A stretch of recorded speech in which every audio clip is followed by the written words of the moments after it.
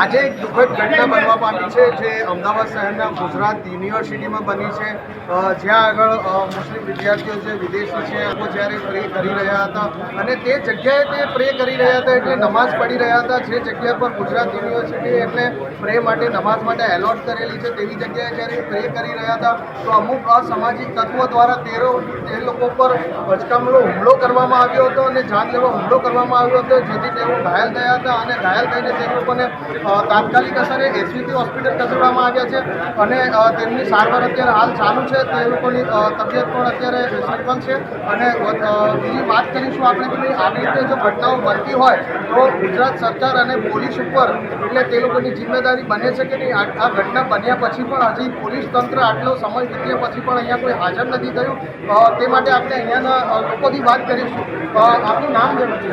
મારું નામ એજાઝ ખાન પઠાણ, ઇન્સાફ ગુજરાત. આ જે ઘટના બની છે તે વિશે આપ શું કહેશો કે ભાઈ ગુજરાત યુનિવર્સિટીમાં એક વિદ્યાર્થી બહારના સ્ટુડન્ટો વિદેશી સ્ટુડન્ટો પર હુમલો કરવામાં આવ્યો છે? અમદાવાદ શહેર, ગુજરાત યુનિવર્સિટી, ગુજરાત પ્રદેશ અને હિન્દુસ્તાન માટે ખૂબ જ દુઃખદ ઘટના છે કે આપણા દેશની અંદર જ્યારે કોઈ બહારથી નાગરિકો અહીંયા અભ્યાસ કરવા માટે આવતા હોય અને એ નાગરિકો સાથે આ પ્રકારની જો ઘટના ઘટતી હોય, અપ્રિય ઘટના છે.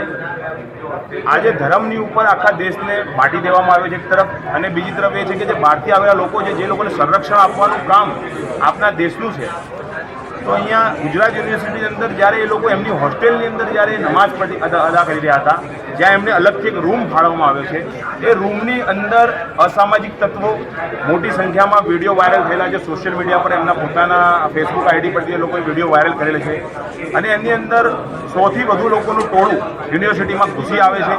ત્યાં આવીને જે ખૂબ અપ્રિય ઘટના છે. પોલીસ સ્થળ ઉપર હાજર થોડા સમય પછી આવે છે. ત્યાંની યુનિવર્સિટીની અંદર ખૂબ જ મોટા પ્રમાણમાં સિક્યુરિટી હોય છે. રાતના સમયે સિક્યુરિટી ક્યાં હતી, સિક્યુરિટી પર એક સવાલ છે અને ત્યાંની પોલીસ તંત્ર, ત્યાંનું પોલીસ સ્ટેશન શું કરતું હતું એ પણ એક સૌથી મોટો સવાલ છે. ત્યારબાદ હજી સુધી 2 થી 3 કલાક વીતી ગયા છે. એસવીપી હોસ્પિટલ પર હજી સુધી કોઈ પોલીસ તરફથી કે અમદાવાદ શહેરમાંથી કે જે સત્તામાં બેસેલા લોકો છે તેમાંથી કોઈ પણ વ્યક્તિ અહીંયા હજી સુધી આવ્યો નથી. એટલે દરેક વસ્તુને ધર્મની નજરથી જોવું એ કેટલું યોગ્ય છે. આપણે જ્યારે જોઈએ છીએ અને મારી હર્ષ સંઘવી સાહેબ અને મારી ગુજરાતના ડીજીપી સાહેબને મારી નમ્ર અરજ છે કે આ બાબતે સંજ્ઞાન લઈને તત્કાલે લોકો ઉપર કાર્યવાહી કરવામાં આવે. લોકસભાની અંદર અમિત શાહ સાહેબે એક કાયદો પસાર કર્યો. કાયદાની અંદર મોબ લિન્ચિંગની ઘટનાની અંદર ફાંસી સુધીની સજા છે. તો અમારી માંગ છે કે આ લોકો ઉપર એ મોબ લિન્ચિંગની કાયદાની અનુસંધાનમાં એ લોકો ઉપર ફરિયાદ દાખલ કરવામાં આવે અને આવા લોકોને છોડવામાં ના આવે. અને આ એક આંતરરાષ્ટ્રીય મસલો થઈ ગયો છે. આ વસ્તુઓ ઉપર ગુજરાત સરકારે ધ્યાન આપવું જોઈએ. નરેન્દ્ર મોદી સાહેબ અને અમિત શાહ સાહેબ પણ ધ્યાન આપવું.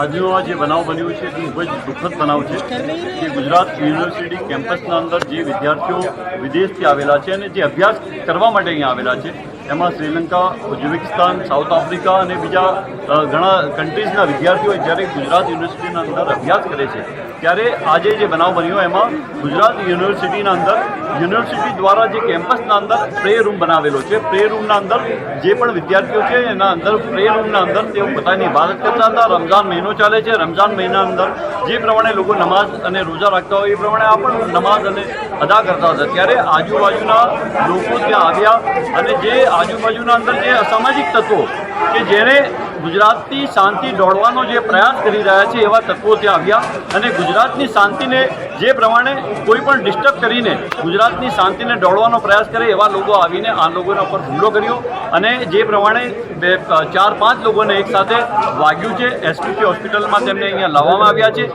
આજે સરકારને મારી વિનંતી છે કે જે પ્રમાણે વિદેશના અંદર જે વિદ્યાર્થીઓ ગુજરાત યુનિવર્સિટીના અંદર અભ્યાસ કરતા હોય અને એમની શાંતિ, સલામતી, સુરક્ષાની જવાબદારી સરકારની હોય ત્યારે સરકાર કેમ આજે કંઈ બોલતી નથી? સરકારને મારી વિનંતી છે આજે કે જે પ્રમાણે આ વિદ્યાર્થીઓની જવાબદારી આજે જે એજ્યુકેશન માટે આવેલા છે એની સરકારની જવાબદારી હોય, પરંતુ મારે દુઃખ સાથે કહેવું પડે છે કે આવા તત્વો જે ખુલ્લેઆમ લુખાગીરી કરતા હોય, લુખાગીરી કરીને યુનિવર્સિટીના અંદર જે પ્રમાણે હંગામો કરતા હોય અને જે પ્રમાણે કાયદો હાથમાં લઈને કાયદાનો કોઈ ડર ના હોય એ પ્રમાણેની વાત કરતો હોય તેના પર એક્શન લેવાની જરૂર છે. ખાસ કરીને મારે સરકારને વિનંતી છે, ગૃહ રાજ્ય મંત્રી અને ગુજરાત રાજ્યના ડીજીપી સાહેબ જોડે પણ મારે વાત થઈ. ડીજીપી સાહેબને પણ મેં કીધું છે કે જે ત્યાં સીસીટીવી ફૂટેજ લાગેલા છે તે તપાસો, એના અંદર કોણ લોકો છે, આ કયા તત્વો છે, કેમ ગુજરાતની શાંતિને દોડવાનો પ્રયાસ કરી રહ્યા છે, આવા તત્વોના સામે તાત્કાલિક એક્શન લેવાની જરૂર છે. અને જે અત્યારે વિદ્યાર્થીઓ છે એને સારવાર માટે અહીંયા એસપીપી હોસ્પિટલમાં લાવેલા છે.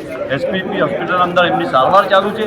જે વિદ્યાર્થીઓને ખાસ કરીને જે 2 જણાને થોડીક ફ્રેક્ચર થયા છે, એકને હાથ પર વધારે વાગેલું છે, એમની સારવાર થઈ છે ને 2 જણાને અત્યારે ડિસ્ચાર્જ કરીને રજા પણ આપી દેવાની છે. ત્યારે મારી એ જ વિનંતી છે, સરકારને વિનંતી છે કે આ પ્રમાણેના જ્યારે અવારનવાર બનાવ બનતા હોય ત્યારે સરકારે ખાસ કરીને એના પર એક્શન લેવા જોઈએ. કડકમાં કડક કાર્યવાહી થવી જોઈએ કે આમાં કોઈ પણ તત્વોને છોડવામાં ના આવે.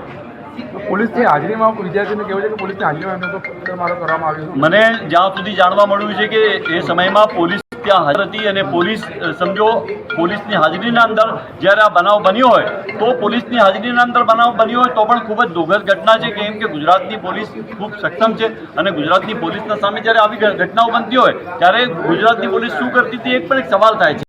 ત્યારે અને સીસીટીવી ફૂટેજ છે ત્યાં, એ ફૂટેજ જોવા જોઈએ. ફૂટેજના આધારે અગર પોલીસ હાજર હોય અને પોલીસે કેમ એક્શન નહીં લીધા તેની પણ તપાસ થવી જોઈએ. કેટલા લોકો હતા હુમલા કરવામાં? હુમલા કરવાના અંદર જ્યારે અમે લોકોને પૂછ્યું અહીંયા, એ લોકોએ કીધું કે ઓછામાં ઓછા 100-200 જણાનું ટોળું હતું ને પછી આજુબાજુથી બીજા વધારે લોકો આવ્યા અને જે પ્રમાણે એ લોકો ડરી ગયા હતા તો તાત્કાલિક મેં ટાઈમમાં ડીસીપી સાહેબને પણ વાત કરી, સ્થાનિક પીઆઈને વાત કરી અને ડીજીપી સાહેબને પણ મેં અને ગ્યાસુદ્દીન શેખ સાહેબે વાત કરી. તાત્કાલિક ત્યાં પછી પોલીસ પહોંચી ગઈ. અત્યારે જે વિદ્યાર્થીઓ છે ત્યાં અંદર ઓલરેડી હોસ્ટેલમાં રહે છે, તેમની સુરક્ષા અને સલામતીની જવાબદારી સ્થાનિક પીઆઈને મેં કીધું કે આપે ત્યાં ઊભા રહો, તો એમણે સ્ટેન્ડ બાય 2 જીપ ઊભી રાખી છે અને અત્યારે શાંતિ અને સલામતી માટે એમને તમામ પ્રયાસ કરી રહ્યા છે. હાલ ફરિયાદની કાર્યવાહી કરવામાં આવી છે કે નહીં? ચોક્કસ અહીંયા એસપીપી હોસ્પિટલમાં જ્યારે આ બનાવ 4 જે દર્દીને લાયા છે ત્યારે ચોક્કસ એમાં એફઆઈઆર દાખલ થશે અને જેના સામે જે પણ ગુનેગાર હોય અને જેના કૃત્ય કર્યું હોય તેના સામે ચોક્કસમાં ચોક્કસ કડકમાં કડક કાર્યવાહી થાય. જેવી રીતે બીજા લોકો પર થાય છે એવી જ રીતે કડક કાર્યવાહી થાય એવી સરકારને મારી વિનંતી છે. અત્યારે એક બીજો સવાલ ઊભો થઈ ગયો કે અહીંયા 5,000 રૂપિયા જે છોકરાના ફી માટે ભરવામાં આવે કે એ લોકોને કંઈક ટ્રીટમેન્ટ ના ચોક્કસ મને એસપીપી હોસ્પિટલના અંદર અવારનવાર અમારે તો આવવાનું થાય છે ત્યારે અમારે આ જ રજૂઆત હોય છે કે તાત્કાલિક કોઈ સારવાર માટે કોઈ ગરીબ પેશન્ટ આવે તો તેને તાત્કાલિક અહીંયા પહેલાં પૈસા ભરાવવાની વાત થાય છે. અત્યારે મ્યુનિસિપલ કમિશનરશ્રીને મેં વાત કરી, ડેપ્યુટી મ્યુનિસિપલ કમિશનરશ્રી વાત કરી, એસપીબીના સુપ્રિન્ટેન્ડન્ટને વાત કરી. એમણે પણ લાચારી બતાવી કે અહીંયા અમે સિસ્ટમ બનાવેલી છે, અહીંયા પહેલાં પૈસા ભરવા પડશે પછી સારવાર થશે. એટલે આ ખૂબ દુઃખદ ઘટના છે કે આવી દુઃખદ ઘટના બનતી હોય ત્યારે માનવતા પણ આપણે ભૂલી જઈએ.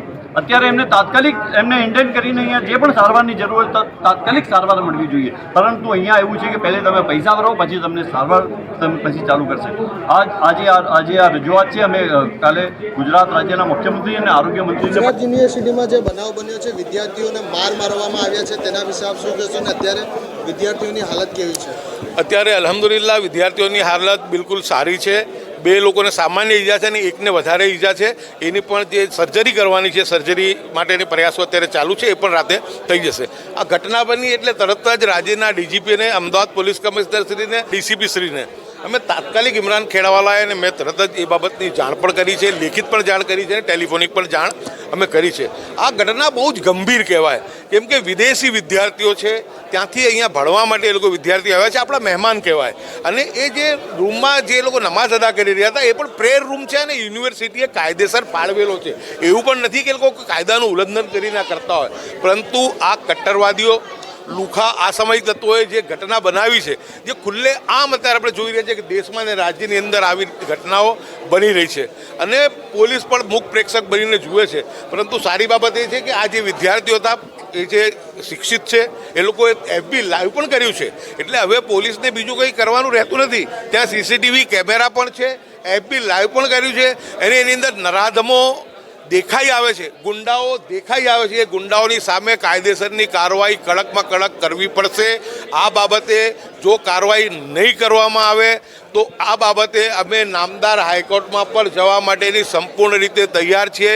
ન્યાય અને ઇન્સાફ અમે અમારા જે ભારતીય મહેમાનો છે એમને અમે ન્યાય અને ઇન્સાફ અપાવવાના છીએ. અને સરકાર માટે આ ડૂબી મરવાની સ્થિતિ છે, પોલીસની પણ આ ડૂબી મરવાની સ્થિતિ કે આવા વિદ્યાર્થીઓની ઉપર જે નિહત્તા વિદ્યાર્થીઓ ભણવા આવ્યા હોય, શિક્ષણ ધામની અંદર બેઠા હોય એમની પર આવી રીતના જેને કે હિચકારો હુમલો કરવામાં આવે, એટલે આ જે હુમલો થયો છે એની સંપૂર્ણ તપાસ તો થવી જ જોઈએ. સાથે સાથે હવે તપાસમાં વિડીયો અને સીસીટીવી કેમેરા બધા છે, FB લાઈવ છે, આ બધું લઈ અને જે લુખાઓ દેખાઈ રહ્યા છે તમામ લુખાઓની સામે કાયદોની કાર્યવાહી થવી જોઈએ. 2024 ઇલેક્શનની તૈયારી છે ત્યારે દેશનો માહોલ ખરાબ કરવાનો દેશનો માહોલ તો 2014થી ખરાબ જ કરવામાં આવી રહ્યું છે. પરંતુ બહુ દુઃખ સાથે કહેવું પડે કે દેશના પ્રધાનમંત્રી વસુધૈવ કુટુંબકમની વાત કરતા હોય, એક તરફ સબકા સાથ સબકા વિકાસની વાત કરતા હોય, દુબઈમાં જઈને તારા જે શેખ છે એમના પગે લાગતા હોય અને દુનિયાની અંદર એવો મેસેજ આપવા માંગતા હોય કે દેશની અંદર બધું શાંત અને સલામત છે. પરંતુ આ બિલકુલ દેખાઈ આવે છે આ ઘટના અત્યારે સ્થાનિકો પર બની રહી હતી, પરંતુ આ જે ઘટના બની છે એ બહુ નિંદનીય છે અને આના તો આંતરરાષ્ટ્રીય પડઘા પણ પડવાના છે. કેમ કે વિદેશી વિદ્યાર્થીઓ છે, એ વિદ્યાર્થીઓ કાંઈ આમને આમ ઉડીને નથી આવ્યા, એ લોકો વિઝા લઈ એમ્બેસીની મંજૂરી લઈને અહીંયા ભણવા આવ્યા છે અને એમની પર હિચકારો હુમલો થાય. હું માનું છું કે આ બહુ ગંભીર ઘટના છે. આ ઘટનાને અમે સર્વપક્ષીય રીતે તમામ સમાજના આગેવાનો સાથે લઈ, કોઈ એક પક્ષ કે એક પાર્ટી નહીં, પરંતુ આ જે આપણા જે મહેમાનો છે, જે વિદેશી વિદ્યાર્થીઓ છે, એમના માટે તમામ લોકો ભેગા મળીને પૂરી લડત આપીશું. અને આની અંદર પરિણામ અમને નહીં મળતું દેખાતું હશે તો નામદાર હાઈકોર્ટની અંદર પણ આ તમામ બાબતો લઈને અમે એ કરવાના છે. અને આ બાબતે દિલ્હીની અંદર પણ અમે આ જે એમ્બેસી છે જ્યાં પર છે ત્યાં પણ અમે આ બાબતની જાણ સવારે કરવાના છે. આજે તો જે જાણ કરવાની છે એ ડીજીપી હોય કે સીપી સાહેબ હોય, તમામને ટેલિફોન ઉપર જાણ કરી છે, લેખિતમાં પણ વોટ્સએપ અને SMS કરીને પણ એમને અમે આ બાબતની જાણ કરી દીધી છે. 1 કલાકથી અહીંયાથી છે પણ અત્યાર સુધી અહીંયા કોઈ પોલીસ નિવેદન લેવા માટે આવી નથી, તમે શું કહેશો? બિલકુલ આ બહુ બેશરમીપૂર્વકનું કૃત્ય છે.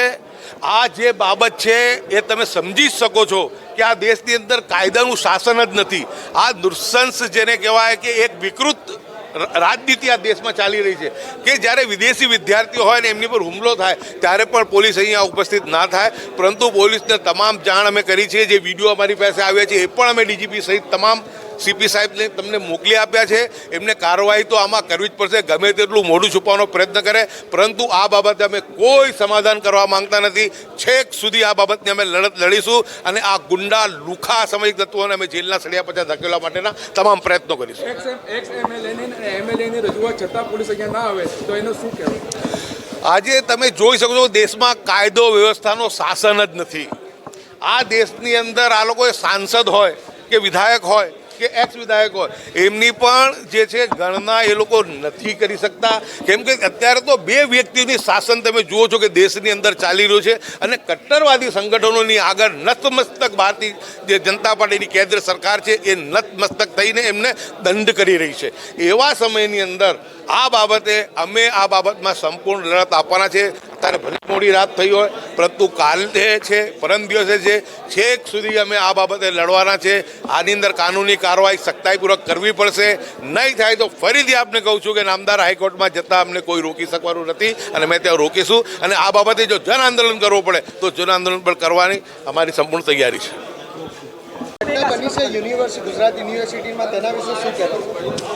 જે રીતે ગુજરાત પ્રદેશનું વાતાવરણ છેલ્લા 30 વર્ષથી આપણે જોઈ રહ્યા છે, જેટલું ફેનેટિક થઈ ગયું છે, આજે એનો એ જીવતો જાગતો ઉદાહરણ છે.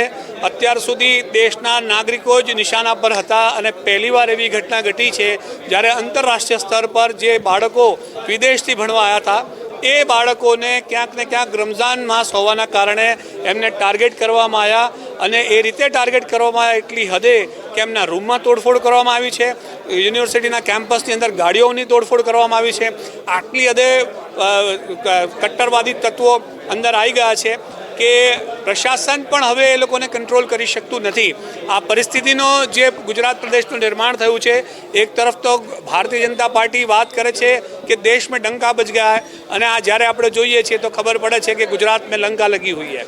આ રીતની પરિસ્થિતિનું જ્યારે નિર્માણ થયું છે, જે વિદેશના જે છોકરાઓ છે એ ક્યાંક ને ક્યાંક ગભરાયેલા છે, કારણ કે એમનું પોતાનું અહીંયા કોઈ છે નહીં.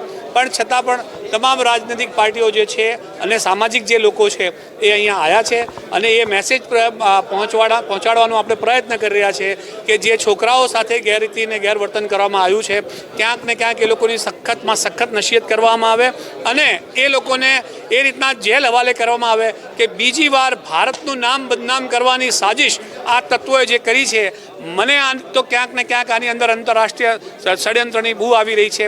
એનું કારણ હું તમને કહી દઉં કે આવા તત્વોને જ્યારે ઝેર કરવામાં નહીં આવે તો ભારતની છબીને ક્યાંક ને ક્યાંક નુકસાન પહોંચાડવાનો પ્રયત્ન થયો છે. કેટલા લોકો દ્વારા હુમલો કરવામાં આવ્યો છે હજી તો આઈડેન્ટિફાય થયું નથી. જે રીતના પીડિત લોકો અહીંયા એસવીપી હોસ્પિટલમાં આવ્યા છે એ લોકોનો આરોપ એવો છે કે ઘણા મોટા આખું જૂથ હતું એ લોકોએ ટાર્ગેટ કરેલું છે, પણ એ તો પોલીસ તપાસનો વિષય છે અને ખાલી તપાસનો વિષય કરીને ના રહી જાય.